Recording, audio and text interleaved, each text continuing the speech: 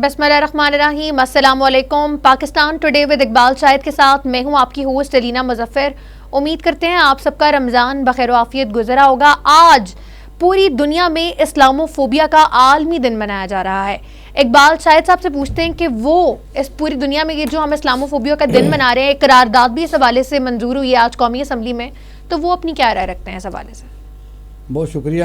آج بین الاقوامی طور پر یہ ہمارے لیے قابل فخر بات ہے کہ اسلام فوبیا کے لیے دن منایا جا رہا ہے۔ اصل میں اس کی وجہ کیا بنی، وہ اس طرح کہ آپ نے دیکھا کہ تقریباً جو امریکہ ہے یا ان کے اتحادی یا اس طرح کے کئی ممالک ہیں جو پاکستان کے خلاف ہیں، خاص طور پر انڈیا، انہوں نے بڑی دیر سے یہ پرسیپشن بلڈ کر دی ہوئی ہے کہ اسلام ایک دہشت گرد جو ہے نا، یہ مذہب ہے، کیونکہ اس میں جہاد ہے۔ اور پھر آپ نے دیکھا کہ پاکستان میں خاص طور پر بالخصوص اور دہشت گرد تنظیمیں کام بھی کرتی رہیں، اور لیکن یہ ہے کہ وہ فنڈنگ انڈیا کرتا تھا۔ پھر افغانستان میں آپ نے دیکھا کہ دو دفعہ، پہلی دفعہ روس اور دوسری دفعہ امریکہ نے وہاں مسلمانوں کا جو حال کیا، وہاں تورا بورا بنا دیا۔ عراق ہے، لیبیا ہے، اس کے پیچھے ایک ہی فلسفی تھی کہ مسلمان دہشت گرد ہیں، اور یہ ہے کہ ان کا جو مذہب ہے یہ دہشت گردی سکھاتا ہے۔ اب اس پر آپ نے دیکھا کہ بڑی دیر سے مختلف جگہوں پر آوازیں اٹھ رہی تھیں، لیکن یہ بھی ہے کہ جو بانی پی ٹی آئی ہیں، اس وقت کی حکومت پاکستان کا موقف انہوں نے یونائٹڈ نیشن میں کھڑے ہو کے یہ بتایا، تو دلیلوں سے ثابت کیا کہ اسلام جو ہے پرامن ملک ہے۔ اگر کسی ملک میں یعنی فنڈنگ کر کے، فیسیلیٹیشن کر کے، یا ماحول یا حالات پیدا کر کے اس ملک اور خاص طور پر اسلامی ملکوں میں اس طرح کا مس ایڈونچر کیا جاتا ہے، تو بیسیکلی اسلام کا اس سے کوئی تعلق نہیں ہے، کیونکہ دہشت گردی کا کوئی مذہب نہیں ہوتا۔ اور پھر انہوں نے بتایا کہ فلاں جگہ پر جب بمباری ہوئی تو اس میں کون انوالو تھے، یعنی عراق کو کس نے تباہ و برباد کیا؟ کیا عراق نے حملہ امریکہ پر کیا تھا؟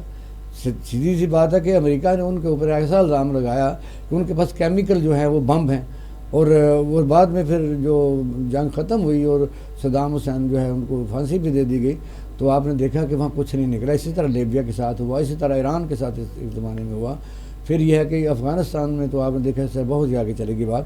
اس لیے میں سمجھتا ہوں وہاں تقریروں میں یہ کہا گیا کہ ہمارے جو آخری نبی صلی اللہ علیہ وسلم ہیں، انہوں نے امن کا درس دیا ہے، انہوں نے اپنے رویے سے، اپنے اخلاق سے، اپنے کردار سے جو دین اسلام ہے اسے ایک بھلائی کا مذہب بنایا ہے۔ تو یہ جو پروپیگنڈا یہ غلط ہے، اور کمال ہے کہ میں سمجھتا ہوں اس دوران تقریباً تمام ملکوں نے اس بات کو مانا، اور پھر وہاں ریزولوشن پاس کی گئی۔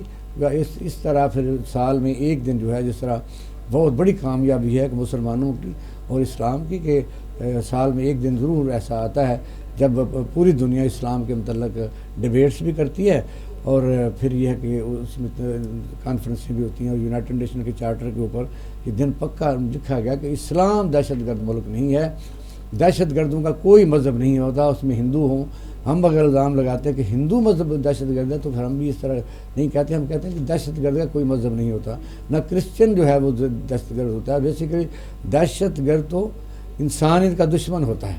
تو یہ میں سمجھتا ہوں کہ جس کے حصے میں اللہ تعالیٰ نے ایک چیز دی، جس طرح ڈاکٹر عبدالقدیر صاحب کے حصے میں عزت آئی ہے کہ انہوں نے ایٹم بم بنایا تھا، قائد محمد علی جناح کے حصے میں اللہ تعالیٰ نے عزت توفیق دی، ان پاکستان انہوں نے بنایا۔ اس طرح جو پاکستان کے نامور لوگ جن کو یعنی آپ کہہ سکتے ہیں کہ میڈل ملے اور انہوں نے دنیا میں اہم نام پیدا کیا، تو یہ پاکستان کے لیے قابل فخر ہے۔ اور خاص طور پر پورے آپ دیکھیں کہ پاکستان ایک واحد ملک ہے کہ اسلامی دنیا کے تقریباً 64 ممالک کے یا 65 بھی کوئی ہے چھوٹے موٹے ملک ملا کے، تو کسی کو توفیق نہیں ہوئی، یہ بھی حصے میں پاکستان کی عزت آئی۔ اور اس وقت کے وزیر اعظم عمران خان نے پاکستان کی حکومت کی نمائندگی کرتے ہوئے وہاں جو یونائٹڈ نیشن نے تقریر کی، اس پر یہ قرارداد پیش ہوئی، پھر پاس ہوئی۔ میں سمجھتا ہوں آج کا دن ہمارے لیے بڑا ایک اپریسیشن کا دن ہے۔ سر ذرا دیکھنے والوں کو یہ بتا دیں کہ اس اسلامو فوبیا کے خلاف یہ جو عالمی دن کی قرارداد ہے، اس سے آخر حاصل کیا ہوگا؟ نہیں، حاصل تو یہ ہے کہ بالکل حاصل ہوتا ہے، اس میں ایسی بات نہیں ہے، کیونکہ وہ پروپیگنڈا جو ہے، جو وہاں ڈاکومنٹ جب بن جاتا ہے یا چیز منائی جاتی ہے، تو پھر اس کا سوچنا پڑتا ہے کہ کیا یہ بات صحیح ہے، کیونکہ اب یہ تو نہیں کہہ سکتے کہ اسلام جو دہشت گرد ہے، کیونکہ اگر کوئی ملک افغانستان کو ہائر کر لیتا ہے، وہاں کی تنظیموں کو ہائر کر لیتا ہے، اور وہاں مسلمان رہتے ہیں یا اسلامی ملک ہے، تو وہ تو جو تنظیمیں یا جو فنڈ ان کو دیے جا رہے ہیں وہ لوگ دہشت گرد و تخریب کار ہوتے ہیں، نہ کہ اسلام کو ایسی تعلیم دیتا ہے۔ تو اس لیے اس کا بڑا فائدہ ہے، اور پوری دنیا میں ہمیں یہ نہیں کہہ سکتی کہ بھئی اسلام جو ہے وہ دہشت گردی سکھاتا ہے یا اسلام دہشت گرد ہے یا مسلمان دہشت گرد ہے. تو اس کا بہت بڑی اچیومنٹ ہے. یہ جو آپ کا جو سوال ہے کہ فائدہ کیا ہوگا، تو فائدہ اس کا بہت زیادہ ہے، کیونکہ پوری دنیا کے چارٹر کے اوپر اگر یہ بات آتی ہے کہ اسلام ایک امن کا دین ہے، تو یہ بڑی ہمارے لیے بڑی اچیومنٹ ہے. بالکل ایسے سر، ایک قرارداد بھی آج قومی اسمبلی میں منظور کی گئی اور اپوزیشن کی جانب سے بڑا خاص شور شرابہ اور بائیکاٹ بھی پھر ایوان کا جو ہے وہ کر دیا گیا. اس پہ ذرا تھوڑی روشنی ڈالیں. قرارداد کس چیز کی پاس پیش ہوئی ہے؟ غزہ اور اس طرح کے مظالم جو وہاں پہ ہو رہے ہیں. نہیں وہ تو ظاہر ہے، آپ دیکھیں کہ ایز اے مسلمان پہلے ہی پاکستان میں جو ہم لوگ رہتے ہیں، پاکستان کی عوام جو ہے ان بڑی دکھی ہے، بڑی افسردہ ہے، اور ان کا دل بھی کرتا ہے کہ وہاں جا کے ان کو مدد کی جائے. لیکن حکومتوں کی اپنی پالیسیز ہوتی ہیں. اور عالمی سطح پر سر اس طرح کا کوئی ابھی سٹیپ، کوئی جسے کہہ لیں سویر قسم کا نہیں اٹھایا جا رہا کہ وہاں پہ جنگ بندی ہم ساری اسلامی ریاستیں جو ہے وہ مل کے بھی بند نہیں کروا پا رہے. رمضان میں بھی یہ آپ کو پتہ ہے کہ یہ مطالبہ تھا ان کی جانب سے کہ ایٹ لیسٹ رمضان میں جو ہے وہ جنگ بندی ہو جائے تاکہ رمضان آسانی سے گزر جائے وہاں پہ. لیکن ایسا بھی کچھ کے ساتھ جڑی چیزیں ہیں نا. وہ کہتے ہیں کہ جو فلسطینی ہیں یہ دہشت گرد ہیں.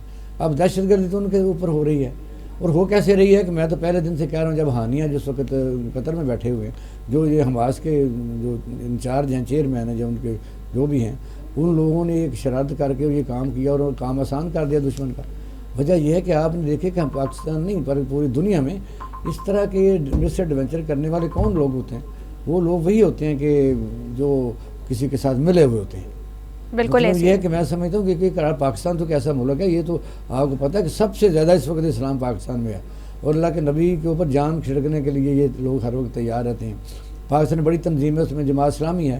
انہوں نے کہا جی ہم سارے لوگوں کو اگر حکومت کوئی ایسا طریقہ استعمال کرے کہ ان زخمیوں کو یا چیزوں کو لانا ہو تو ہم سارا ان کا علاج کرانے کے تیار ہیں، ان کی خوراک کے ہم ذمہ دار ہیں. لیکن حکومتوں کی پالیسیاں اور انٹرنیشنل پالیسیوں میں آپ نے دیکھا کہ اس میں پھر بڑی اور بات فارن افیئر کی آ جاتی ہے کہ پاکستان بھی ظاہر بڑی مجبوریوں میں گھرا ہوا ہے. جس طرح IMF ہے، ان کو قرضے دینے ہیں، ایران کے ساتھ ہم گیس نہیں لے سکتے، روس سے ہم گندم نہیں لے سکتے. تو پاکستان کی جو ساورنٹ پوزیشن ہے وہ اسٹیک پر لگی ہوئی ہے، اور اس حالات میں بھی آپ دیکھیں کہ ملک میں کیا ہو رہا ہے. بالکل ایسے سر، ہم نے کل بھی اپنے پروگرام میں بڑی لمبی ہم ایک ڈیبیٹ کرے تھے IMF کے وفد کے بارے میں. آج انہوں نے ایک ڈمور کا مطالبہ کر دیا. ہمیں لگ رہا تھا کل تک کہ شاید ہم مذاکرات، کیونکہ ان کا وفد بھی موجود ہے، مذاکرات میں کامیاب ہو جائیں، آخری قسط میں جاری ہو جائے، معیشت کے حالات بہتر ہو جائیں. ہم نے کافی لمبی اس پہ بحث جو ہے وہ کی ہے. اب ایک ان کا مطالبہ آج سامنے آ گیا. تو سب سے پہلے دیکھنے والوں کو بتائیں کہ وٹ از دس ڈمور اینڈ اب کیا جو ہے وہ آئندہ لاہ عمل طے ہونے جا رہا ہے. نہیں لینا اس میں یہ ہے کہ ناظرین کو سارا پتہ ہے کہ جب کسی کمزور آدمی کوئی ڈیل کرتا ہے، اسے پیسوں کی ضرورت ہو تو پھر شرائط ساری ماننی جاتی ہیں، وہ ماننی پڑتی ہیں. لیکن یہ ہے کہ آپ دیکھیں کہ پاکستان کی معیشت تو کمر ٹوٹ گئی، اور آج اسٹاک ایکسچینج بڑا کافی منفی میں رہا ہے، اور نئی انویسٹمنٹ ہے نہیں. اور اسٹاک ایکسچینج بھی کسی ملک کا کوئی معیار نہیں ہوتا کہ آپ کہہ سکتے ہیں جی اسٹاک ایکسچینج بھی اوپر چلا گیا ہے یا نیچے چلا گیا، کیونکہ وہ تو چند لوگوں کا ایک کاروبار ہوتا ہے کہ اس میں حصص اور شیئر کرتے ہیں، اور مختلف کمپنیاں جو رائز کر رہی ہوتی ہیں یا ڈیفالٹ کر رہی ہوتی ہیں، جو خرید رہے ہوتے ہیں، وہ ایک ببل اکانومی کے طور پر کام کر رہا ہوتا ہے. اس میں اصل بات پتہ کیا ہے؟ وہ یہ ہے کہ IMF جو ہے وہ پاکستان کے ساتھ اس طرح کا رومانس نہیں، وہ ضروری چاہتا کہ بھی ضروری قرضہ لیں. انہوں نے جو دو باتیں آج کی ہیں، ایک اور انہوں نے ڈوم اور کہہ دیا. انہوں نے کہا جی جو NFC ایوارڈ ہے، یہ بات ان کی بالکل درست ہے. میں سمجھتا ہوں انہوں نے جو کرنا تھا پاکستان میں، انہوں نے قیمتوں کو اس حد تک یعنی بڑھانے کے لیے جو خواہش کا اظہار کیا یا شرائط رکھی، وہ جو انٹرم گورنمنٹ تھی اس نے تو پاکستانی عوام کو کھڑا کر دیا آمنے سامنے ایک دوسرے کے، حکومت کے سامنے کھڑا کر دیا. کیونکہ ایک طرف بھوکے ننگے عوام ہے، ایک طرف حکومت جو مرضی کر لے، اس کے پاس وسائل نہیں. سر لیکن ہم یہ کب تک ڈوم اور جو ہے وہ کرتے جائیں گے؟ مطلب ایسے قسطیں ہم لینے کے چکر میں کتنی ان کی سخت شرائط تھی جو ماننی پڑی ہیں. کل بھی ہم نے ایک دو شرائط کو یہاں پہ ڈسکس بھی کیا تھا. تو یہ تو بڑے سنگین جو ہے معاملات ہوتے جا رہے ہیں. جب تک آپ کا ملک اسٹیبلش نہیں ہوتا، ہو ہی نہیں سکتا ملک اسٹیبلش جب تک سر ہم نے مانگنا ہی آ جا کے ان سے ہے. پھر کیسے ہم اسٹیبلش جو ہے وہ اسٹیبلش تو وہ لوگ کرتے ہیں جن میں کوئی ڈگنیٹی ہو، کوئی انٹیگریٹی ہو. لیکن وہ آپ کو دکھائی دے رہی ہے کہیں پہ؟ آپ دیکھیں نا، جو ملک اسٹیبلٹی سے میری مراد یہ تھی کہ یہاں کا سیاسی نظام بھی انسرٹنٹی ہے. آپ نے دیکھ لیا یہاں اقتدار کے بھوکے جو ہیں وہ آپ دیکھیں گے اسمبلیوں میں موجود ہیں، ان کا عوام سے کوئی لینا دینا نہیں ہے. اور وہ جو آپ نے دیکھا کہ اگر کوئی ملک تبھی ترقی کرتے ہیں کہ تمام اپوزیشن اور جو ٹریجری بینچز ہیں وہ مل جل کے جہاں ون نکاتی ایجنڈا آ جائے کہ ملک کے لیے سنوارنے کا، تو وہ پھر اس میں سارے اختلافات بھلا دیتے ہیں۔ اس سے یہاں اقتدار لینے کے لیے آپ نے دیکھا کہ وزیر اعظم نے پہلی تقریر میں بھی جو کہا، انہوں نے کہا کہ قانون اپنا راستہ لے گا، اور پھر جب اگر کے پی کے میں حکومت بانی گئی ہے تو اس مذاق اڑایا جا رہا ہے وزیر اعلیٰ وہاں کیوں ملا، ان کی ساری قیادت اندر ہے، ان کی ساری سیٹیں چھین لی گئی ہیں، اور سپریم کورٹ کے فیصلے کے بعد اب تو اگلے جان کے لالے پڑے ہوئے ہیں کہ بھئی سینٹ میں ان کی کون سی نمائندگی ہوگی، وہ ووٹ کس کو دیں گے۔ سنی اتحاد جو ہے وہ اگر رجسٹرڈ جماعت تو ہے لیکن اس نے الیکشن میں حصہ نہیں لیا، تو وہ بھی کوئی قانون نکال لیں گے، بلکہ چاہیے ان کو حکومت کو چاہیے کہ ٹنٹائی مکائیں یا سپریم کورٹ میں رٹ کریں یا ایسا کام کریں کہ ان کی سیٹیں خالی کریں، تاکہ عوام کو تو کسی طریقے سے یہ ہو کہ کوئی نہیں، صرف یہی دو لوگ ہیں، دو پارٹیاں ہیں، کم کم عوام ان پر ہی نظر رکھ لیں، ان کے لیے دعا گو ہو۔ تو آپ نے دیکھا کہ جو ملک مستحکم نہیں ہوتے سیاسی طور پر، وہ ترقی نہیں کر سکتے، اور ترقی اگر نہیں ہوتی تو پھر آپ نے دیکھا کہ ان کے ایسٹس، ان کی ایکسپورٹ، ان کے انویسٹمنٹ پر جہاں رول آف لا نہ ہو۔ پاکستان میں سب سے جو بڑی وجہ ہے وہ رول آف لا ہے۔ انہوں نے کیا کہا این ایف سی ایوارڈ کے متعلق، میں تو ان کو سیکنڈ کرتا ہوں، آئی ایم ایف نے درست مطالبہ کیا۔ انہوں نے کہا کہ یہ جو آپ وفاقی حکومت کے جو ٹیکسز ہیں، محصولات ہیں، یہ بلوچستان کو اتنے ارب ملتا ہے، 770 سندھ کو ملتا ہے، ہمیں 1200-1300 ملتا ہے، نہیں اربوں روپیہ صوبوں کو وفاقی فنڈ سے ملتا ہے، حساب کتاب بھی کوئی نہیں۔ یعنی پاکستان میں 4 بندے ہیں، 5 ہیں وزیر اعظم، وہ بھی ایک بندہ ہے، یہ فنڈ کے انچارج ہوتے ہیں، وزیر اعلیٰ ون مین شو ہوتا ہے، وہی یعنی جس کو مرضی جس علاقے میں مرضی کوئی پیسہ سارا لگا دے۔ ایون بلوچستان میں تو خیر صاحب یہ ہوتا ہی نہیں کہ لگانے کی ضرورت بھی نہیں ہوتی۔ وہ یہی کہتے ہیں کہ اویژن کہاں ہو رہی ہے، ٹیکس اویژن کہاں ہو رہی ہے۔ انہوں نے اب یہ کہا کہ آپ تو یوٹیلیٹی کے اوپر بھی لگائیں اور ریٹیل پر بھی لگائیں، ہول سیل پر بھی لگائیں۔ آپ دیکھیں اگر ہول سیل پر لگتا ہے، ریٹیل پر بھی لگتا ہے، این ایف سی ایوارڈ میں جو پیسے گئے ہیں صوبوں کو، وہ تو میں کہتا ہوں بند کرنے چاہیے۔ یہ انہوں نے جو 18ویں ترمیم ایک بریک لیں گے، بریک کے بعد دوبارہ حاضر ہوتے ہیں، گفتگو کا سلسلہ دوبارہ بڑھائیں گے، ہمارے ساتھ رہیے گا۔ Once again, welcome back in Pakistan today with Iqbal Syed, hosted by me. Iqbal صاحب بتا رہے تھے ہمیں آئی ایم ایف کے ڈو مور مطالبات کے بارے میں، تو گفتگو ہم دوبارہ کنٹینیو کرتے ہیں۔ جی سر بتائیں۔ ہاں کچھ آپ نے دیکھا وقفے سے پہلے ہم بات کر رہے تھے تو کچھ چیزیں رہ گئی تھیں۔ وہ یہ کہہ رہے ہیں کہ آپ جو این ایف سی ایوارڈ میں صوبوں کو چیزیں جاتی ہیں، جتنے پیسے جاتے ہیں، کتنے بلین جاتے ہیں، وہ کہاں لگتے ہیں؟ میں تو کہتا ہوں یہ سب سے اہم سوال ہے، اور یہ پاکستانی قوم کو اپریشیٹ کرنا چاہیے۔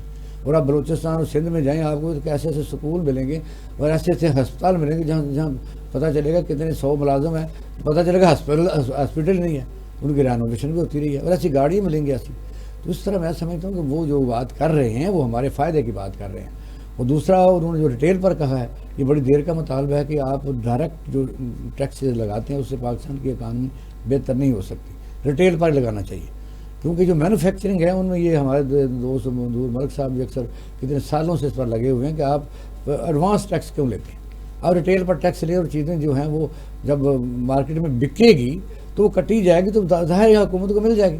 آپ پہلے لے لیتے ہیں سارا کچھ، تو چیز تو بکتی نہیں، اس کا مطلب چیز بکی بھی نہیں، تو آپ مینوفیکچرنگ سے لے لیتے ہیں، یہ کیا بات ہے؟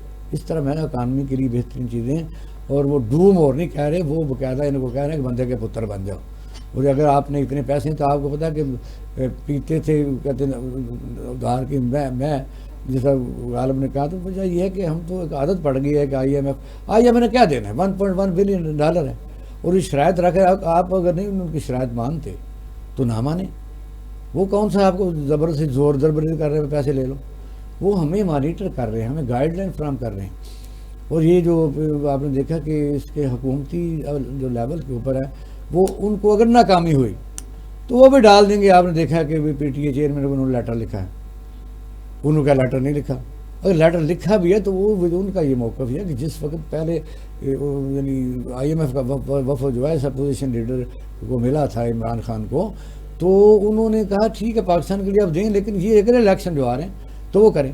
اور وہ الیکشن کیسے آئے گا؟ آپ نے دیکھا اس وقت جو مسلم لیگ نون ہے وہ اپنی سیٹیں بڑھانے کے لیے اور پیپل پارٹی کی بلیک میلنگ سے بچنے کے لیے، یا شاید ان کو کل کو چھوڑ بھی دیں کہ جو پیپل پارٹی ہمارے گلے کا ہار بن گئی ہے، وہ تقریباً 20 سیٹوں کے اوپر فوکس ہے، جن کی ریشو ذرا کم ہے، وہ ڈبل کراس کر کے تو وہ ان کو جتایا جا رہا ہے۔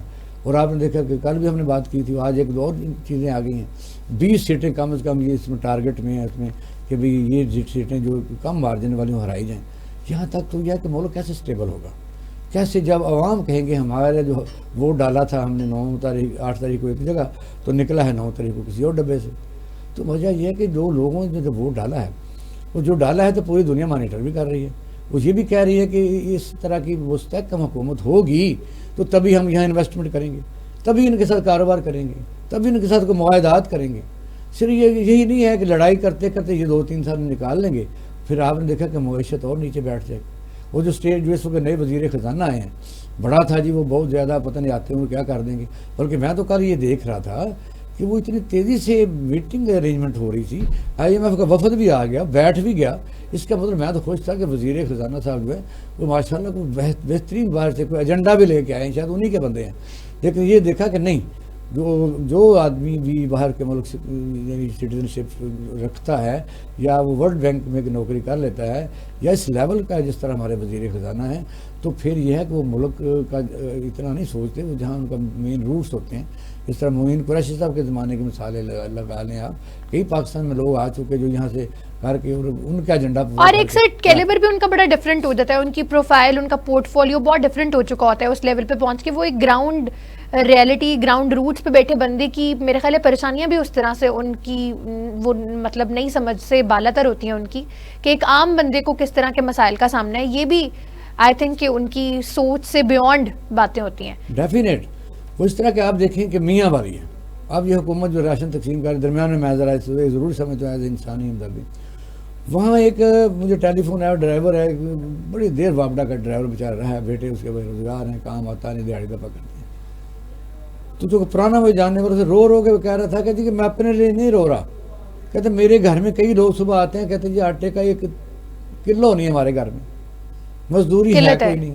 تو یہ بات آپ نے ٹھیک کہی ہے کہ جو آدمی بلیسڈ ہیں, جن کے ATM پہ کارڈ نہیں سوچ سکتے آپ کبھی بھی, ایک کامن مین, ایک لے مین, آپ کتاب پڑھا لیں, اسے فلم دکھا لیں کہ غریب ایسے سچویشن میں ہے, اس ادراک وہ نہیں کر سکتے, اس نروس کو ٹچ نہیں کر سکتے. جب تک سر میں خود ایک کبھی بھی لوکل ٹرانسپورٹ پہ میں نے سفر نہیں کیا ہوگا, ایک رکشے کے دھکے نہیں کھائے ہوں گے, میں کیسے جان سکتی ہوں کہ رکشے والے لوگوں کے کیا مسائل ہیں, سڑکوں کے کیا حالات ہیں. آپ کبھی بھی امیجن بھی نہیں کر سکتے ہیں. دور بیٹھے ہوئے فارچونر میں یا لینڈ کروزر میں سفر کرنا ہے آپ نے اگر, تو آپ کو کیسے پتا ہوگا کہ لوکل ٹرانسپورٹ کے لوگوں کے آخر مسائل کیا ہیں. تو بات کرنی چاہیے ریئلسٹک بیسس پہ. ایسے بہت پڑھے لکھے وزیر خزانہ یا بڑے بڑے پورٹ فولیوز پہ بہت پڑھا لکھا بندہ لگا کے آپ کبھی بھی چینج. پیسے آیا تھا سب سے زیادہ جو توشہ خانہ لوٹ کے وہ لے گیا تھا, یعنی اس نے سارا اتنا سامان یہاں لے گیا. ایک ہوٹل میں بیروت میں بیٹھا ہوا تھا یاشی خانے میں, جس وقت یہاں سے ٹیلی فون گیا کہ آپ کو وزیر بنایا جا رہا ہے. یہ پاکستان اسی لیے تو میں سمجھتا ہوں کوئی اس حالت نظام میں نظر آتا ہے کہ یہاں یعنی کوئی قابل بندہ ملتا ہی نہیں ہے. وزیر خزانہ کے کیا ہے, یہاں سے وزیر خزانہ کیوں نہیں آپ بناتے؟ مجھے بتائیے, میں یاسین بھٹو صاحب وزیر خزانہ رہے ہیں, جہاں پراچا صاحب رہے ہیں وزیر خزانہ, رانا حنیف رہے ہیں وزیر خزانہ. آپ 5-10 کروڑ ان کے جو بینیفٹس ہیں, 3 کروڑ تنخواہ ہے, 10-15 کروڑ روپے ان کا جو سالانہ ماہانہ یعنی ان کے اوپر ایکسپینڈیچر ہے, سیکورٹی ہے, ان کی فیسیلیٹیشن ہے. تو وجہ یہ کہ اس نے کرنا کیا ہے؟ اگر آپ کا ملک مضبوط ہے تو مضبوط ہے, تو اس نے آگے کیا گول کھلا دیا جی, مجھے ذرا بتائیے. کیا اس نے بات سے کوئی وہ ڈبیٹ ہوتی ہے؟ ڈبیٹ تو سیدھی سی بات ہے, اگر آپ طاقتور ہیں, آپ پیسے والے ہیں, آپ کا ملک ترقی کر رہا ہے, تو پھر 54 لاکھ اور موزے تنگ بھی پاکستان آ جائیں گے, اور ملکہ برطانیہ بھی آ جائے گی, کوئی ضرورت نہیں ہے. اگر آپ کے پاس پیسے نہیں ہیں تو پھر آپ جس ملک میں جائیں گے اگر ڈر جائیں گے. کیسے کیسے کارٹون ہمارے بنتے ہیں. وجہ یہ کس طرح کی جیب وغیرہ. اور پھر یہ ہے کہ کہتے ہیں دریا کو اپنی موج اور طغیانیوں سے کام. ہمارے MN صاحبان آج بھی آپ اسمبلی میں دیکھیں بل کیا پیش ہو رہے تھے, بل یہ پیش ہو رہے تھے ناظرین, آپ نے دیکھا سارے ٹی وی کو چینل کے اوپر, قومی اسمبلی وجود میں آ چکی ہے, تو اسے کیا ضرورت تھی لانے کی, انٹرم چلتے رہتے. اگر اسمبلی نہ ہو تو پھر آرڈیننس آتے ہیں. آپ نے 7 جو آرڈیننس ٹیبل کر دیے, اور نہ اپوزیشن نے پڑھے نہ ان کے اپنے ممبروں نے پڑھے. اور آج باقاعدہ طور پر آپ نے دیکھا کہ اپوزیشن لیڈر بنے تو نہیں ہیں جو اس وقت سنی اتحاد کے, میں سمجھتا ہوں کہ گوہر صاحب ہیں, تو انہوں نے کہا جی مجھے کوئی بندہ ایسا حلف دے دے کہ کسی نے یہ پڑھا ہے, وہ 3 دن پہلے دینا پڑتا ہے, لیکن کیا جلدی ہے. پھر خورشید علی شاہ صاحب نے بڑی مہربانی کی, انہوں نے حالانکہ گورنمنٹ کے الائی تھے, تو انہوں نے کہا کہ یہ تو بات بالکل صحیح ہے کہ سر اسمبلی کی کیا ضرورت ہے کہ اگر آرڈیننس آپ نے اسی طرح پاس کرنے ہیں. پھر اس نے بڑا باریک ڈاکہ ڈالا گیا. اس نے کہا جی ڈیفیکلٹیز ہرڈلز پرابلمز حل کرنے کے لیے وہ یہ میکینزم جو ہے اس کو ہم بدل لیں تو پھر کیا فرق پڑتا ہے. آپ دیکھو یہ بڑی باریک سمارٹ فراڈ کہہ سکتے ہیں ہوتا ہے کہ آپ ایسا آرڈیننس لیں جہاں لفظوں کی جگادری ہو اور پھر آپ کل کو اس میں پوسٹل کا ہے, شپنگ کارپوریشن کا ہے اور اس طرح کے مختلف چیزیں انہوں نے درمیان میں رکھ لی ہیں. کبھی کیونکہ پچھلے آپ نے دیکھا کہ پی ڈی ایم کی حکومت میں 10-10 12-12 لوگوں نے بیٹھ کے 32-35 جو قانون سازی کر لی تھی. جو اس وقت اپوزیشن میں تو آپ نے دیکھا کہ ان کا ہی راجہ ریاض تھا اپوزیشن میں بیٹھا ہوا, جو بعد میں جس کو پی ٹی آئی خود وہ کہتا تھا میں اس کا ٹکٹ لوں گا, اس کا بیٹے نے ٹکٹ لی. وجہ یہ ہے کہ یہ کیوں باز نہیں آتے. ادھر آپ دیکھیں کہ آئی ایم ایف کا وفد بیٹھا ہوا ہے اور ادھر جو ہے پریزیڈنٹ آف پاکستان جو ہیں وہ پیپل پارٹی کے ہیں. ادھر اسمبلی میں جو اسمبلی کی موجودگی میں جو اس قسم کی آرڈیننس جو ہیں ڈسکس ہو رہے ہیں, ادھر آپ دیکھیں کہ توہین عدالت میں آج یہ بھی درمیان میں کہنا ضروری تھا. سوال تو میرا خیال آپ کے پاس ہے کہ جو علی نا اس وقت کنٹیمپٹ آف کورٹ پر میں بات کرنا چاہتا تھا اپنے ناظرین سے کہ پہلی بات تو یہ کہ عدالت اگر کوئی حکم دیتی ہے وہ مانا نہیں جاتا تو کیا پتہ نہیں چلتا نہیں مانا گیا تو ہوا میں اڑا دیا پھر وہ آدمی دوبارہ وکیل کرے 50,000 روپے کا یا 50 لاکھ روپے کا. آپ کے پاس تشریف لاتا ہے وہ تو آپ پھر رپورٹ منگوا لیتے. جب آپ کو پتہ ہے کہ یہ میں نے آرڈر کیے تھے اور 25,000 روپے میں جرمانہ بھی رکھا تھا, انہوں نے جیل کو کام نہیں ملنے دیا, تو اس میں کون سی سائنس ہے بھائی. سیدھی سی بات ہے کہ اس آدمی کو نوکری ڈسمس کرو, اس کو سزا دو.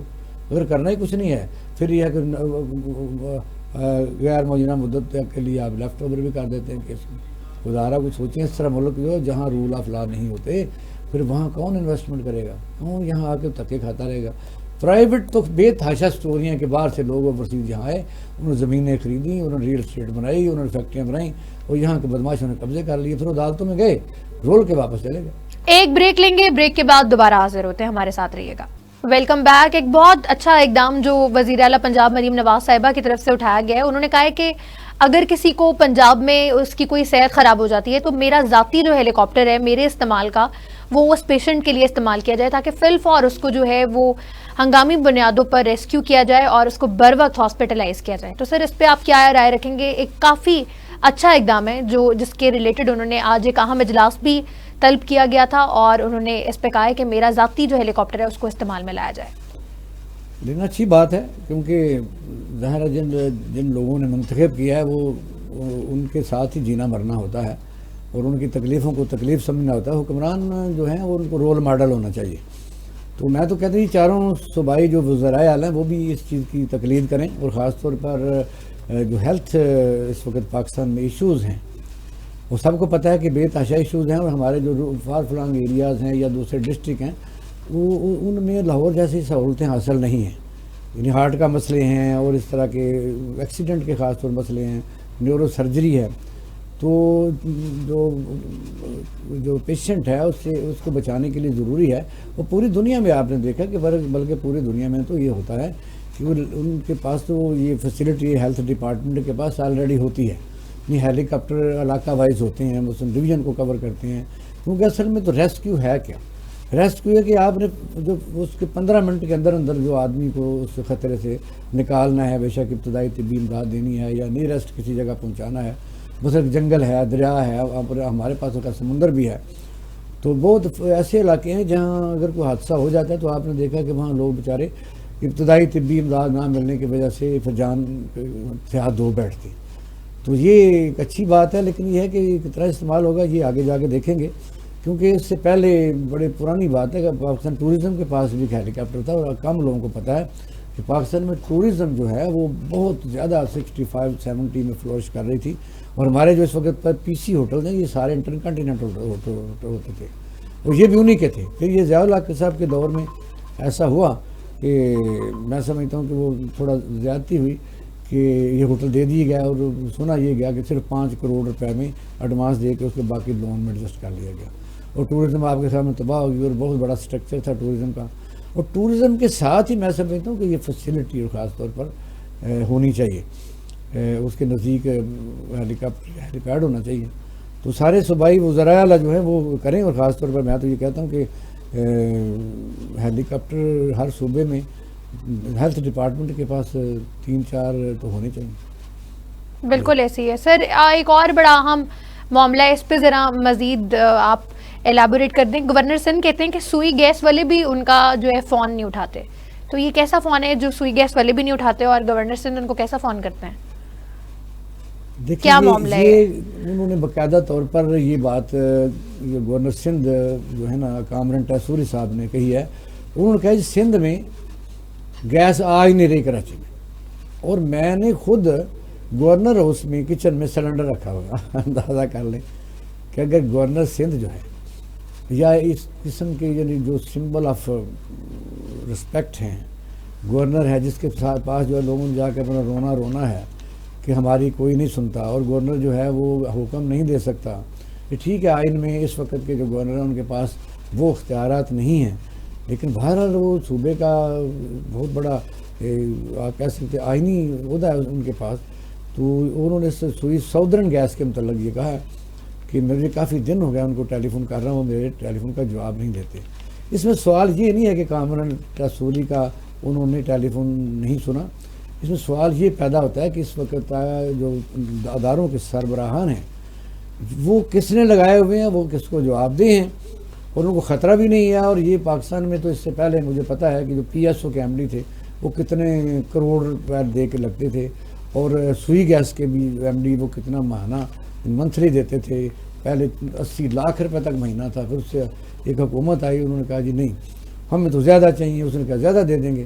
اور وہ ایک بڑے نامور قسم کے ایم ڈی تھے، وہ کافی 3 ٹرنے اور مختلف حکومتوں میں رہے. تو یہ جو پاکستان میں اس طرح کے محکمے ہوتے ہیں وہ لینا اس طرح ہی ہوتا ہے کہ اگر ان کو گورنر صاحب کی کوئی ڈسپلیجر کا خوف ہو یا ان کے لکھے کو ان کو ہٹایا جا سکے کہ کیسے یعنی ادارے کے سربراہ جو صوبے کے آئینی سربراہ ہیں ان کو وہ ٹیلی فون واپس نہیں کر رہے، تو ان کے خلاف ایکشن ہونا چاہیے تھا. لیکن یہاں چونکہ ہیوی ویٹس ہیں، اور اسی لیے تو آپ نے دیکھا پاکستان میں آپ دیکھ رہے ہیں کہ عدلیہ کوئی حکم دیتی ہے تو حکم اس کا نہیں مانا جاتا. یہ میں دوبارہ یہ بات اس لیے کر رہا ہوں کہ جو آج کنٹمپٹ آف کورٹ کا راجہ ناصر صاحب کی لگی ہوئی تھی سر، لیکن یہ تو تاریخ میں شروع سے ہی ایسی ہے کہ یہاں پہ اب عدالتوں کے احکامات جو ہیں ان کو بھی ہوا کی نظر کر دیا جاتا ہے. کسی ادارے کو بھی اگر آپ کوئی انسٹرکشنز یا ڈائریکشنز دیتے ہیں تو وہ بھی کوئی اتنی خاصی ان پہ امپلیمنٹیشن جو ہے وہ خود اس ادارے کے جو امپلائرز ہیں وہی کرتے ہوئے دکھائی نہیں دے رہے. یہ کیا بات ہوئی آپ نے کہا جی شروع سے ہو رہا ہے. شروع سے اگر کوئی چوری کر رہا ہے تو چوری کو قانونی قرار دے دیا جائے. ڈکیتی کر رہا ہے تو اس کو ڈاکہ جو چونکہ پہلے بھی مارتے رہے، قتل کرتا ہے تو کہ پہلے بھی قتل ہوتے رہے. بات تو آج کی ہو رہی ہے. آج یہ ہے کہ عدلیہ کے جو فیصلے نہیں مانے جا رہے وہ عدلیہ کا اتنا کنٹمپٹ نہیں ہے، عوام کی کنٹمپٹ ہے. مسئلہ یہ ہے کہ ایک بدماش کو وہ کہتے ہیں یہ کام کرے، اور وہ ایک غریب آدمی کا کام کرے. کسی ادارے کے سربراہ کو کہتے ہیں نہیں مانی جاتی بات. وہ یہ ہے کہ کسی کی ذاتی بات نہیں ہے کہ ڈیالہ جیل کا جو سپرڈنٹ ہے وہ بات نہیں مان رہا. تو پھر انہوں نے جب ہیئرنگ کس چیز کی مجھے بتائیں. جو اپنا جسٹس رفت صاحبہ ہیں جسٹس، تو انہوں نے ہیئرنگ کیا اور پھر انہوں نے تھوڑا تاریخ بھی دے دی ہے. جب کنٹمپٹ ہو گئی ہے تو آپ کسی کو عبرت کا نشان بنائیں. جس طرح ڈپٹی کمشنر اسلام آباد کے متعلق کنٹمپٹ آف کورٹ رولتی رہی اور اس دوران ان کو ہٹانے کی بھی کہا ہوتا رہا، الیکشن کمیشن نے کہا ہٹاؤ، نہیں ہٹے. اس کا مطلب پاکستان میں لوگ اداروں سے بڑے ہو چکے ہیں. تو یہی عالمی ہے کہ رول آف لا کی اب تک حکمرانی نہیں ہوگی اس وقت تک اداروں میں بیٹھے ہوئے لوگ اس ادارے کو اپنی جاگیر سمجھ لیتے ہیں. وہ آنسریبل سمجھتے ہیں کہ ہم کسی کو نہیں ہیں. اگر عدالت بھی ذرا لینٹ ویو استعمال کرتی ہیں کہ شاید یہ بندے کے پتر بن جائیں، لیکن وہ نہیں بنتے تو پھر کیا حل ہے؟ حل ہے تو سزا دی جائے. جب ایک آدمی جاتا ہے جی ہائی کورٹ جاتا ہے تو آپ کو پتہ ہے کتنے پیسے لگتے ہیں. پھر وہ جاتا ہے وہاں کام نہیں ہوتا تو پھر کنٹمپٹ پہ جاتا ہے، پھر وکیل کرتا ہے. پھر وکیل کرتا ہے تو پھر آپ کے سامنے ہے کہ پھر تاریخ پڑ جاتی ہے. اتنی دیر میں وہ مسئلہ ہی حل ہو جاتا ہے. آپ دیکھ لینا جی اگلے ہفتے جب سماعت ہوگی تو وہ تو جو 2 ہفتے کا ٹائم پٹیالہ جیل کا ہے کہ 2 ہفتے کے لیے تھریٹ ہے، کسی کو ملنے کی اجازت نہیں ہے، وہاں سے لکھا لکھایا جواب آ جائے گا کہ سر یہ ہے کہ تھریٹ ختم ہو گیا تو ہمیں کوئی اعتراض نہیں ہے. تو وہ جو ریٹ ہے وہ ڈسپوز آف ہو جائے گی. وجہ یہ کہ سب لوگوں کو پتہ ہے اس چیزوں کا. جو لوگ اب یہ کہ کیچی بیچی سمجھتے ہیں، سوشل میڈیا ہے، لوگ پڑھے لکھے ہیں لوگ سمجھدار بھی میں سمجھتا ہوں انٹیلیجنٹ ہیں لوگ، اور پاکستانی عوام باقاعدہ سمجھدار ہے، ایسی بات نہیں ہے. تو اس طرح کی بات کریں تو ہم تو جو ان کے پیچھے کھڑے ہیں، ایسی بات نہیں ہے. سر رمضان سے متعلق کوئی آپ اپنا میسج دیکھنے والوں کو کنوے کرنا چاہیں؟ نہیں، پہلے تو میں یہ ٹیکس کے متعلق کہنا چاہتا ہوں، ٹیکس کے متعلق بڑا ضروری ہے. دیکھیے پاکستان میں جو لوگ اس وقت آئی ایم ایف کے مطالبے کی طرف آتے ہیں، جس سے حکومت نے آج ریجیکٹ بھی کر لی. لیٹسٹ خبر جب ہم پروگرام کر رہے ہیں اس وقت، جب انٹرول ٹائم سے بتا رہے تھے تو اس وقت بریک کے بعد یہ خبر آئی ہے کہ حکومت نے این ایف سی ایوارڈ کو، یعنی جو جس طریقے سے امینڈمنٹ کے لیے کہا گیا ہے آئی ایم ایف نے، حکومت نے ان کا یہ مطالبہ رد کر دیا ہے. انہوں نے کہا نہیں جی یہ ہمارا اپنا مسئلہ ہے. انہوں نے کہا جی این ایف سی ایوارڈ پر ریوزٹ کریں. انہوں نے کہا یہ دستور جو ہے نا اس اجازت نہیں دیتا، ہم نے جو شیئرز ہیں وہ جو ہم نے کر دیے ہیں وہ ہم نہیں کر سکتے. ہاں البتہ جو بجلی کے لاسز ہیں، بجلی کے آپ کو پتہ کتنے لاسز ہیں، یعنی جو اس وقت بجلی آپ اور میں استعمال کر رہے ہیں، اس کی وجہ کیا ہے، زیادہ مہنگی کیوں ہے؟ پہلی بات تو یہ آئی پی پیز کے معاہدے ہیں. دوسرا یہ ہے کہ جو بجلی چوری ہو رہی ہے، جو بجلی چوری اربوں روپے کی ہو رہی ہے، وہ باقاعدہ طور پر آپ اور مجھے دینی پڑے گی، کیونکہ جو ہم نے دینے ہیں، قرضے دینے ہیں، تو اسی میں آئیں گے. اور پھر یہ ہے کہ ملازموں کی تنخواہیں ہیں، سارا کچھ ہے. اس لیے میں سمجھتا ہوں کہ اس وقت جو چیزیں بڑی الجھی ہوئی ہیں، الجھاوے کا ایک ہی حل ہے کہ آپ اسٹیبلٹی ہو تو تبھی ہے. اب اگر ان کا مطالبہ نہیں مانا جاتا، وہ اسی بات پر اسٹینڈ لے لیتے ہیں، تو پھر اگر دوبارہ مان جاتے ہیں تو پھر مجھے بتائیے کیا ہوگا. پھر انہوں نے ایک اور کہا کہ بھی ٹیکسوں کا ہم نے حجم بڑھانا ہے، تقریباً کوئی 2 لاکھ کے قریب جو ہے نئے ٹیکس. یہ تو میں کہتا ہوں ہونا چاہیے. حکومت کا یہ صحیح اقدام ہے. بے شک آئی ایم ایف نے بھی کہا ہے کہ ہر آدمی کو ٹیکس دینا چاہیے، لیکن ٹیکس لوگوں کا ایک اور بھی ان کے ذہن میں آتا ہے کہ ہم تو ٹیکس دے رہے ہیں. پوچھیں کس طرح؟ یا ماچس خریدتے ہیں آپ اس پر ٹیکس دے رہے ہیں. آپ کوئی پروڈکٹ دودھ کسی اسٹور سے خریدتے ہیں، آپ اسی وقت بل جب بنتا ہے تو آپ کا کٹ جاتا ہے، جی ایس ٹی کٹ جاتا ہے. تو وہ کہتے ہیں ہم دے رہے ہیں، چھوٹی سے چھوٹی چیز کا بھی دے رہے ہیں. ہم سفر کرتے ہیں تو ٹول پلازہ دے رہے ہیں. ہم یعنی کوئی ڈرائیونگ لائسنس بناتے ہیں دے رہے ہیں. ہم پاسپورٹ بنواتے ہیں تو ہم ٹیکس دے رہے ہیں. شناختی کارڈ کا ٹیکس دے رہے ہیں. اس طرح مثلاً ہم تو ٹیکس دے رہے ہیں. لیکن یہ ہے کہ اس کو رول ماڈل کے طور پر میں سمجھتا ہوں کوئی ایسا کرنا چاہیے جس طرح پورے یورپ میں ہے. یورپ میں بہت زیادہ ٹیکس ہے. ان میں یہی دلیل دی جاتی ہے کہ وہ لوگوں کا سوشل سیکورٹی کا خیال رکھتے ہیں. اب پاکستان میں یہ مصیبت ہے کہ ٹیکس تو لوگ دے دیں، لیکن ان کو یہ بھی نہیں پتا کہ ٹیکس دینے والے جو لوگ ہیں ان کو سوشل سیکورٹی میں یا اس کا جو ٹیکس ہے وہ صحیح جگہ انویسٹ ہو رہا ہے، صحیح جگہ اس کو لگایا جا رہا ہے. یعنی یہ تو نہیں ہے کہ ٹیکس تو سارا پاکستان دے رہا ہے، وہ ٹیکس لگنے میں جہاں حکمران رہتے ہیں وہاں لگ رہا ہے.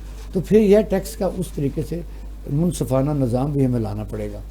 پھر دوسرا جو یہ ہے کہ جس طرح دوسری دنیا میں ہے، بچوں کے لیے بھی قوانین ہیں، شیرخوار بچوں کے لیے قوانین ہیں، بوڑھے آدمی سینئر سٹیزن کے لیے قوانین ہیں. تو یہ پھر فیسیلٹی جو ہے پھر تبھی آتی ہے کہ ٹیکس تو 40% تک، باہر کے ملکوں میں 40% تک ٹیکس ہیں، لیکن وہ صحیح لوگ دینے میں بھی خوشی محسوس کرتے ہیں.